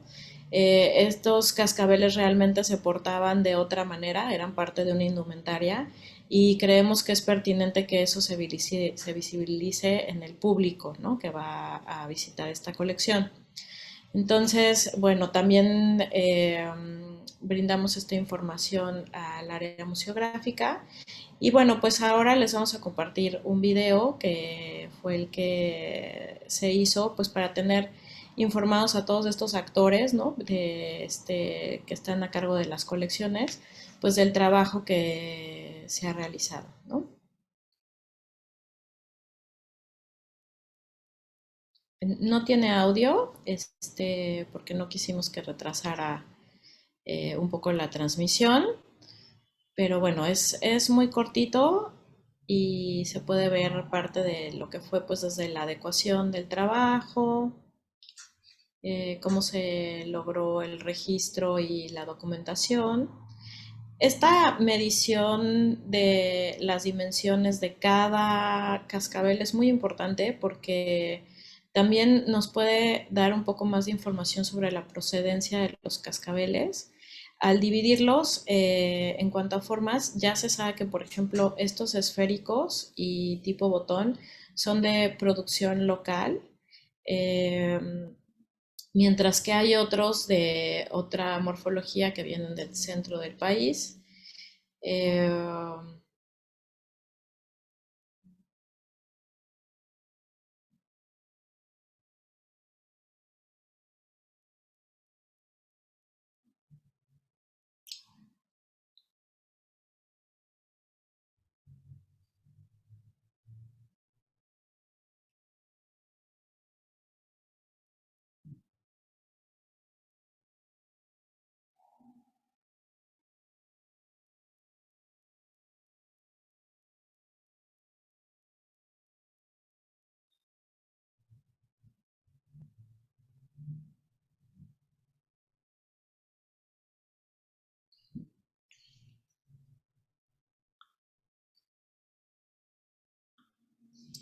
Y bueno, no quisiéramos concluir esta conferencia antes de dar los agradecimientos correspondientes.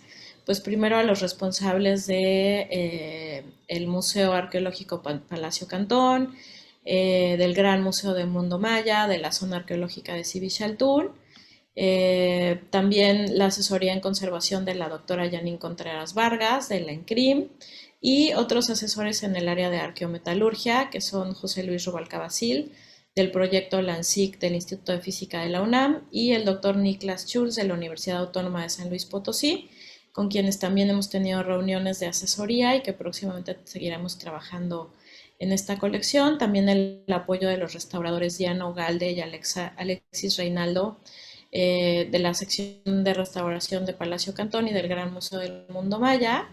Igualmente, pues a Félix Camacho Zamora por la colaboración en la elaboración de la fotogrametría, y a los arqueólogos Fernando Robles y Carlos Peraza del Centro INA Yucatán por brindar información para el estudio de esta colección. Y bueno, pues aquí pueden ver los créditos de los estudios que se realizaron en el CIMBESTAP de aquí de la Unidad Mérida. Y pues por nuestra parte sería todo, y abro esta sesión a preguntas si así lo considera necesario el público. Muchas gracias. Excelente, Diana y todo su equipo. Felicitaciones por este maravilloso trabajo. Ante externo también aquí los comentarios en el chat. Refugio Sí. Gutiérrez señala que felicidades por tan magnífico trabajo. Yolanda Santaella te manda saludos y comenta que qué bueno que se hagan estos trabajos, que interesantes materiales, y felicita a todo el equipo. También te pide que saludes de su parte a Federica Sodi, que ojalá se acuerde de ella. A Sí. Pablo Vidal señala felicidades por el trabajo en equipo que les ha permitido obtener mejores resultados. Carmen Oval también señala que muchas felicidades, que muy interesante todo este trabajo. Y bueno, en espera de recibir alguna pregunta, Sí. yo pues aparte de felicitarlos, les lanzaría la primera. Me pareció magnífico estas improntas, ¿no? Que se quedaron de los textiles y que, como bien comentaron, tienen, o sea, dan toda la información también de estos elementos, a qué otros elementos estaban asociados, ¿no? A lo mejor distinguirlos si se trataba de un collar, un pectoral, otra indumentaria. ¿Nos podrían platicar un poquito más de ese aspecto? Sí, bueno, voy a tratar de profundizar un poco más, pero realmente no, o sea, no hay más allá de la posibilidad, o sea, de las grandes posibilidades que esto implica en cuanto a cómo comunicas la información al público, ¿no? Creo que por un lado, vale la pena rescatar el aspecto de que en el laboratorio de conservación también se investiga arqueología y también podemos contribuir a la interpretación arqueológica. Yo creo que ese es un punto que ya tiene que ser imperante en cuanto a la conservación de patrimonio arqueológico, ¿no? En el laboratorio se observa, se registra, se hace estadística, se puede saber de qué está hecho, cómo fue hecho, y creo que aquí es evidente que los ojos del conservador pueden aportar mucho a la interpretación arqueológica, al proyecto arqueológico en dado caso que se haga, y a la reinterpretación de colecciones que ya forman parte de un acervo, incluso en almacenamiento o en exhibición, ¿no?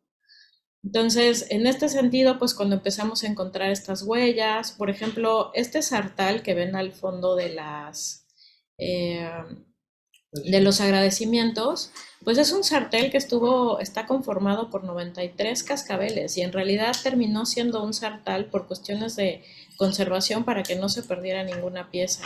Pero cada uno de estos cascabeles tiene una tipología diferente y seguramente proceden de un lugar diferente, y yo creo que eso es muy importante plasmarlo a la comunidad tanto científica como al público en general, ¿no? Lo que queremos tratar de hacer simplemente con esta base de datos es plantear la posibilidad de poder reinterpretar esta colección, ver si podemos establecer algún tipo de procedencia simplemente por la morfología, y si de ahí se continúan los estudios en cuanto a la composición de cada cascabel, pues se va a contribuir muchísimo a los estudios de la metalurgia prehispánica, que si bien ya hay bastantes investigaciones preliminares, pues a nivel mundial siempre se ha como demeritado, ¿no? La metalurgia prehispánica y actualmente estamos viendo que en realidad tenían unos conocimientos muy, muy avanzados. En el caso de la impronta, pues tienes toda la razón. Ya hay trabajos en donde se ha reinterpretado esto museográficamente, incluso se ha, ahorita no recuerdo el nombre del informe que consulté, pero unos cascabeles se expusieron encima de un textil, ¿no? Se hizo una interpretación de cómo estaban costurados sin costurarlos nuevamente, o sea, simplemente fue como una manera de presentarlos al público. Y creo que vale mucho la pena también que la gente se entere pues de lo que encontramos al interior de varios cascabeles que incluso ya habían sido limpiados con ácido, pero como no se les quitó, no se limpiaron al interior, pues se conservó este carbón que bueno, que gracias a la asesoría de Janine supimos de qué se trataba porque no entendíamos qué era. Y bueno, el volver a reinterpretar y a comunicar cómo se hacía un cascabel, creo que es sumamente importante. Creo que es sumamente importante visibilizar que era un trabajo muy especializado en el ámbito del México prehispánico posclásico, que fue un comercio que promovió movimiento desde Centroamérica hasta la península de Yucatán y, ojo, por vía marítima, ¿no? Con una navegación de cabotaje y también del centro del país. Y a nivel profesional también me parece súper importante visibilizar que el trabajo de conservación en metales es un trabajo especializado y que requiere de la participación del área de ciencias exactas e ingeniería prácticamente obligatoria, ¿no?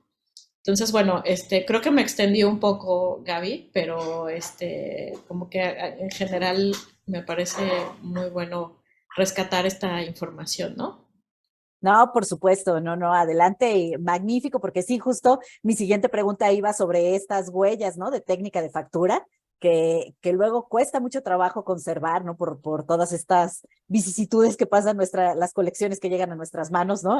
Como bien mencionaste en la presentación, ¿no? Desde todo el proceso de dragado, lo que se le vertió en el cenote, o sea, es una maravilla que todavía se conserven todos estos rasgos en los elementos y que se puedan apreciar y estudiar como tal, ¿no? En la técnica de vaciado, ¿no? Perdón, a la cera perdida y todo que mencionaban, maravilloso, ¿no? Y ahí yo también preguntaría, bueno, a ti y a los compañeros de tu equipo que te acompañan hoy, los retos en cuanto a los tratamientos de conservación con estos diferentes niveles de oxidación que ustedes enfrentaron en esta fase, que ¿cuál fue su principal reto? Bueno, aparte ya de todos los procesos que nos comentaron tan controlados, ¿cuál considerarían que fue el principal reto al que se enfrentaron en este proyecto? ¿Quieres contestar? Pues sí. Mira, fueron varios. En general el clima siempre es complejo, ¿no? O sea, había veces que en el momento de salir tal cual del trabajo y resguardar la colección en el momento en el área en la que la estábamos guardando, por el propio clima, por apagar el aire acondicionado, al otro día encontrábamos algo sucediendo, ¿no? O sea, nunca fueron cosas graves, pero sí podíamos ver cómo los procesos de corrosión o incluso los procesos de limpieza lo llegamos incluso a aprovechar, se aceleraban con el propio clima. También creo que algo que es importante mencionar es que con esto que decía Diana de las intervenciones anteriores, en muchos casos nos encontramos con piezas que las propias intervenciones anteriores ya significaban un reto, ¿no? Hubo algunos casos en los que tuvimos que aplicar procesos muy controlados también de oxidación en el que no se agregaron ningún tipo de iones adicionales, o sea, se usó agua oxigenada o se usaron peróxidos para realizar oxidaciones en las áreas en las que intervenciones del pasado fueron demasiado agresivas y que estaban poniendo en riesgo las piezas. Pues creo que eso, sobre todo, son parte de los retos más importantes que tuvimos. Sí, fíjate que les quiero comentar algo también. En las fotos de inventario que suponemos que se tomaron en los 80s, muchas de las hachas aparecen con brillo metálico. y en la actualidad las encontramos con una pátina verde que parecería una pátina como si hubiera estado 100 años en un contexto terrestre. Entonces, también estamos muy impresionados justo de eso, cómo interactúa el propio metal con el medio ambiente del clima tropical. Y bueno, esto ha sucedido en nuestras instalaciones del instituto, en donde pues la colección ha estado custodiada, ¿no? Todo este tiempo y vigilada por conservadores. Entonces, creo que también eso fue muy importante, el decidir colocar no solamente el inhibidor de corrosión, sino además una cera que garantiza que que vamos a evitar cualquier película, micropelícula de humedad en superficie, ¿no? Entonces, como dijo César, incluso aquí en el taller, que es lo que yo siempre digo, que nosotros nos vamos de fin de semana y la oxidación continúa, ¿no? Eso no se apaga con apagar la luz o el aire acondicionado, eso sigue, y creo que pues también es algo que se tiene que entender del manejo de colecciones en este tipo de climas. Y bueno, y peor aún, por ejemplo, en Veracruz, ¿no? Que es una de las atmósferas más corrosivas, incluso a nivel mundial. Sí, totalmente de acuerdo. Los retos que se suman, ¿no? Al trabajar en estos ambientes y en estos espacios, incluso al tener en bodega, como bien señalan algunos de estos elementos, hay que estarlos vigilando todo el tiempo, monitoreando, ¿verdad? Cómo van estos procesos y pues sí, todo eso también implican gastos, presupuestos y proyectos como de largo aliento que permitan dar estos seguimientos, ¿no? Para pues no perder toda esta importantísima y valiosísima información, ¿no? Que se va rescatando. Y sí, pues no tengo más que felicitarlos a todos y este trabajo tan genial también en equipo, la parte de imagen importantísima también, ¿verdad? Todos, cómo valoramos esas imágenes que nos dicen, como bien dicen, más que 1000 palabras, ¿no? Cuando estamos en la búsqueda de los antecedentes del caso y ahorita mencionaste, por ejemplo, el brillo, ¿no? De algunos elementos, la pátina, o sea, lo importante que es contar con un muy buen registro, ¿no?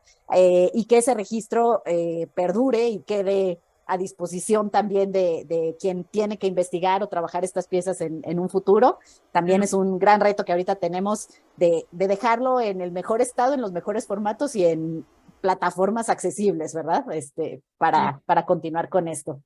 Y aquí leo otras felicitaciones. Laura Olivia Ibarra comenta: felicidades al equipo por su trabajo y nivel de especialización para abordar la conservación de estas piezas. Y tiene una pregunta: considerando lo complejo que puede ser el estudio y conservación de las piezas que quedan en el cenote, considerando que han estado expuestas al cloro, según mencionaron, ¿qué han pensado al respecto? Bueno, creo que esa pregunta te la voy a contestar yo. Eh, bueno, uno de los proyectos que tenemos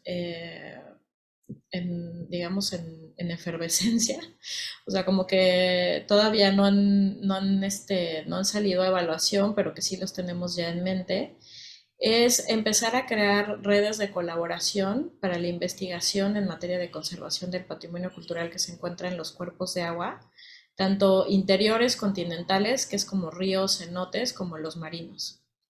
Entonces, en este sentido, la idea es comenzar a crear pues una especie de semáforo en base a pues, factores de degradación que tienen que ver con el ambiente y con el tipo de materiales y con monitorear condiciones, les llaman ambientales los oceanógrafos, pero bueno, en realidad son marinas o lacustres o de limnología, que tienen que ver con el oxígeno disuelto, el pH, la conductividad, los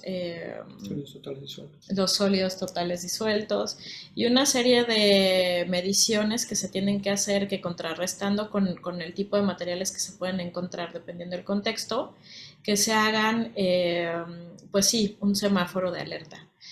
En este sentido, yo podría pensar que esto, en el caso del cenote sagrado de Chichén Itzá, pues definitivamente sería un semáforo de alerta rojo para los metales, ¿no? Por los antecedentes que tiene. Y eso pues podría justificar si se promueve una extracción metodológica que conlleve pues toda esta cadena de procesos, tanto de investigación, de conservación o almacenamiento y resguardo. Y bueno, y no solo esto, sino también es un cuerpo de agua donde se localizaron en algún momento también textiles y material orgánico. Creo que esa tendría que ser la línea de trabajo, o sea, no solamente para los que estamos ahorita, sino para los conservadores del futuro, diría yo, ¿no? Y en un futuro, pues no muy alentador de cambio climático, contaminación ambiental, donde lo principal que se contamina, pues lamentablemente son los cuerpos de agua, ¿no? Y en el caso de la península de Yucatán, pues no solo nos alimentamos de todo el agua del subsuelo, sino también somos promotores de su propia contaminación, ¿no? Porque, pues, bueno, la historia es un poco larga, pero prácticamente, simplemente con la lluvia, pues todos los vertimentos agrícolas y fertilizantes y desechos industriales, pues se van al subsuelo igualmente, y pues también las actividades antrópicas, ¿no? Hay una carencia de fosas sépticas reguladas, en fin. Entonces, pues esto sí ha derivado que sí hay un interés por parte del Centro INA Yucatán de pues, establecer como el primer laboratorio en investigación y conservación de patrimonio cultural subacuático. Tenemos fe en que ese proyecto puede prosperar. Hay ya colaboraciones con el Instituto de Física de la UNAM, de la unidad CISAL, que está viendo pues, cuestiones oceanográficas, también hay lazos con el CIMBESTAB, y pues esperemos que a mediano plazo pues podamos ya tener pues respuestas más científicas, ¿no? Sobre cómo está afectando los diferentes factores en el agua de estos cuerpos de agua a los diferentes tipos de patrimonio cultural que van desde el paleontológico hasta el actual, ¿no? Sí, por supuesto, es un problema fundamental, ¿no? Que tenemos que ir abordando también en lo que nos toca desde la conservación, ¿no? Olivia te comenta que Sí, muy interesante respuesta y que te agradece, Diana, por tu gracias. No, explicación. gracias por preguntarlo, la verdad es que súper atinada en la oportunidad. Sí, genial. Sí. Muy bien. Y Yolanda comenta que cree que Jorge Angulo y Luis Torres trabajaron piezas procedentes de algunos cenotes y que las publicaciones son de prehistoria INA de los 60, ¿no? Entonces ahí también por si hay Muy algún bien, enlace con muy esto, bien. ¿no? Pues Sí, pues genial. parte del trabajo una compilación de información. Así es que Yolanda, si nos puedes mandar más, más información, te lo agradeceríamos muchísimo. Y creo que tengo hasta las publicaciones, si las tengo, te las regalo. Por favor, yo tengo Están muchas haciendo un ganas de hacerlo. trabajo excelente, todo lo que están recuperando y las evidencias. No, no, no, qué bueno, felicidades. Ay, muchas gracias, Yolanda. Pues seguramente tú serás una de las entrevistadas en este tenor, porque sí es como también una de las intenciones, como empezar a entrevistar conservadores que hayan estado en este inicio, ¿no? De estos trabajos. Y Mira, y pues Yolanda, tú serás una de ellas, ¿eh? no participé, pero tengo información muy cercana porque Luis Torres me apoyó en mi tesis de metodología de conservación arqueológica hace 1000 años. Muy bien, muy bien, muy bien. Qué gusto escucharte. Muy bien, pues excelente. Justo esa es también la riqueza de estos espacios, ¿no? Que se pueda como entrar en contacto y tener esta comunicación o esta transmisión de ideas o de datos, ¿verdad? Que luego a veces no tenemos tanta oportunidad de decírnoslos en vivo, ¿no? En su Sí, sí, momento. sí, sí. Muy bien. Sí. Bueno, pues Gracias. desafortunadamente se nos ha acabado el, ah, no, no, al contrario. Se nos agota el tiempo de esta interesantísima sesión. Para mí ha sido un gran gusto poder estar participando y viendo sus aportaciones de Mafer, de todo este equipo ahorita que acaba de presentar. Me da mucho gusto ver cómo va avanzando todo esto, ¿no? A pasos agigantados, diría yo, porque hasta hace no poco estábamos todavía pues pensando por dónde llegarle a toda esta pues este gran ámbito del patrimonio subacuático, ¿no? En sus diferentes contextos y me da muchísimo gusto ver los grandes avances que se han logrado en estos años, ¿no? Te felicito, Diana, y todo el proyecto y a todo tu equipo de trabajo. Igual a Mafer, que sé que es difícil, ¿no? Llegar e incidir en esos espacios, recuperar información y luego esta parte de podérsela transmitir, ¿no? A la sociedad y de acercarlos a la conservación en una en un ambiente más participativo, ¿no? Entonces, pues excelente, me da mucho gusto ver estos esfuerzos, enhorabuena. Y bueno, pues no me queda más que felicitarles y pues esperando ver sus próximos resultados en futuras sesiones, ¿no? De ambos proyectos. Y muchísimas gracias, ¿eh? Un saludo a ti y pues a todo el público. Muchas gracias por escucharnos. De acuerdo. Mafer, no sé si quieras tener una última intervención. No, bueno, solo para dar las gracias por el espacio, por también, pues, que se vean, o sea, al final de cuentas, es una oportunidad de traer lo que estamos haciendo y abrirlo, ¿no? O sea, a eso, como ahorita, como platicaba Yola con Diana, pues a intercambiar, pero también pues a recibir como comentarios, por ejemplo, de mi parte, desde como también súper abierta a eso, y pues al final de cuentas yo creo que lo importante también de la conservación es que lo intercambiemos. Creo que de mi parte, y muchas gracias por el apoyo, por el espacio y por darnos esta oportunidad. Muchas gracias. No, pues al contrario. Pues ya para terminar, solo me falta agradecer también a todo el equipo que está atrás de estos foros y que hace posible toda esta transmisión. Isabel Ritter, Dani Acevedo y todo su gran equipo. Y bueno, pues esperemos tenerlas de nueva cuenta en futuras sesiones, conociendo un poquito más de todos los avances de sus proyectos. Gracias a todos los que nos acompañaron también en línea y un saludo a todos. Que tengan una excelente día.